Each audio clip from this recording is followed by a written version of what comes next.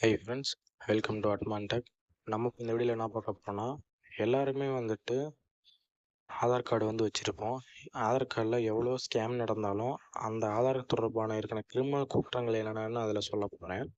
அதாவது ஆதார் அட்டை முக்கியமான ஆவணங்களில் ஒன்றாக இருந்தாலும் பரவலாக ஏற்றுக்கொள்ளப்பட்ட செல்லுபடியாகும் ஐடி முகவரி சரிபார்ப்பு ஆவணமாக தான் இது இருக்குது. இது பல்வேறு சேவைகளை அணுக அனுமதித்தாலும் ஆதார அடையாள அட்டையாக பயன்படுத்துவதன் மூலம் மக்கள் தங்கள் உரிமைகளை விரைவாக பெற முடியும் அப்படிங்கிற ஒரு கருத்து தான் இந்தியா முழுக்க நிலவிட்டு வருது. ஆனால் ஆதார் அட்டை வைத்திருப்பவர்களுக்கு சில விஷயங்களை நினைவு கொள்ள வேண்டும் அப்படின்னு ஆதார் சட்டம் 2016 திருத்தப்பட்ட கீழ் கிரிமினல் குற்றங்கள் மற்றும் தண்டனைகள் பின்வருமாறு சொல்லியிருக்காங்க. அதாவது இந்திய தனித்துவ அடையாள ஆணையத்தின்படி ஆதார் தொடர்பான 8 குற்றங்கள் நான் இந்த வீடியோவில் சொல்கிறேன். பதிவின் போது தவறான தகவல்கள் அல்லது தவறான பயோமெட்ரிக் தகவலை வழங்குவதன் மூலம் சிக்கலுக்கு வழிவகுக்கும். அவ்வாறு செய்வது குற்றமாகும்.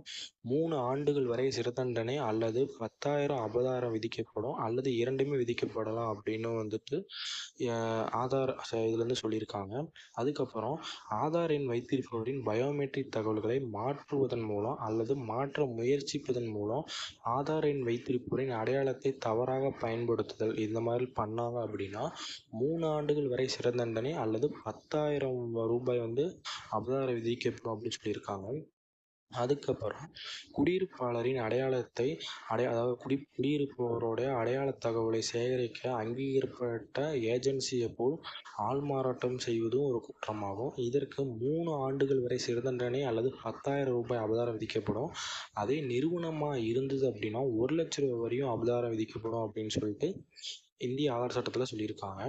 பதிவு செய்தல் அங்கீகாரத்தின் போது சேகரிக்கப்பட்ட தகவல்களை அங்கீகரிக்கப்படாத நபருக்கு வேண்டுமென்றே அனுப்புவது, வெளிப்படுத்துவது அல்லது இந்த சட்டத்தின் கீழ் ஏதேனும் ஒப்பந்தம் அல்லது ஏற்பாட்டை மீறுவது இது குற்றமாகும். அதாவது நம்மளுடைய பர்சனல் இன்ஃபர்மேஷனை நமக்கே தெரியாமல் அவங்க வேற யாருக்கும் கொடுத்தாங்க அப்படின்னா இதுவும் ஒரு குற்றமாக கருதுகிறாங்க.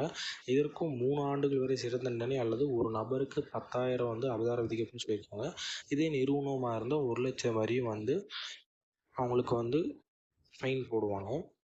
மத்திய அடையாள தரவு ஆணையத்தின் அங்கீகரிக்கப்படாத அணுகல், ஹேக்கிங் இது எல்லாமே ஒரு குற்றமாக சொல்லியிருக்காங்க. இதுக்கு 10 ஆண்டுகள் வரை சிறை தண்டனை அல்லது குறைந்தபட்ச அபராதமாக 10,00,000 வரையும் உதவியிலேருந்து கொடுப்பாங்க. மத்திய அடையாள ஆணையத்தின் உள்ள தரவுகளை சேதப்படுத்துவதும் ஒரு குற்றமாகும். அதாவது டிஜிட் லாக்கர் இருந்தது அப்படின்னா அது மூலிமா நம்ம டிஜிட் லாக்கர் மூலிமா அதை ஹேக் பண்ணாலும் அதுக்கும் ஒரு குற்றமாக தான் இதுக்கும் 10 ஆண்டுகள் வரை சிறை தண்டனையும் கொடுக்குறதா சொல்லியிருக்காங்க. ஆஃப்லைன் சரிபார்ப்பை கோரும் நிறுவனம் ஒரு தனிநபரின் அடையாள தகவலை அங்கீகரிக்காமல் பயன்படுத்துவதும் ஒரு குற்றம் தான். இது ஒரு தனிநபரின் வழக்கில் அதிகபட்சமாக 3 ஆண்டுகள் சிறை தண்டனை கூட வழங்குவாங்க அப்படின்னு சொல்லியிருக்காங்க. அதாவது இனிமேல் நீங்கள் மேக்ஸிமம் ஆதார் கார்டை யூஸ் பண்ணும்போது தேவையில்லாத இடத்துல, அதாவது ஒரு கொஞ்சம் தான் ஒர்க் அப்படின்னா மேக்ஸிமம் எல்லாருமே மாஸ்க்டு ஆதாரை யூஸ் பண்ணுவாங்க. ஆனால் அன்வான்ட் திங்ஸ்க்கு எல்லாத்துக்கும் ஆதார் கேட்டாங்க அப்படின்னா நீங்கள் ஆதார் எதுக்கும் யூஸ் பண்ணாதீங்க. தேவையான பர்பஸ்க்காக மட்டுமே ஆதார் யூஸ் பண்ணுங்கள். ஏன்னா இதில் நிறையா பேர் நம்மளுடைய டேட்டாஸை எடுக்கிறதுக்கான வழிகளும் இருக்குது. எல்லாம் பி கேர்ஃபுல்லாக இருப்போம். ஓகே ஃப்ரெண்ட்ஸ், மறக்காமல் இந்த நியூஸை உங்கள் ஃப்ரெண்ட்ஸ் அண்ட் ஃபேமிலி மெம்பர்ஸ்க்கு ஷேர் பண்ணுங்கள். நீங்கள் இந்த சேனலுக்கு ஆதரவு தெரிவிக்கணும் அப்படின்னா மறக்காமல் உங்களுடைய சப்ஸ்கிரிப்ஷன் அந்த சேனலுக்கு தெரியுங்க ஃப்ரெண்ட்ஸ். தேங்க்யூ.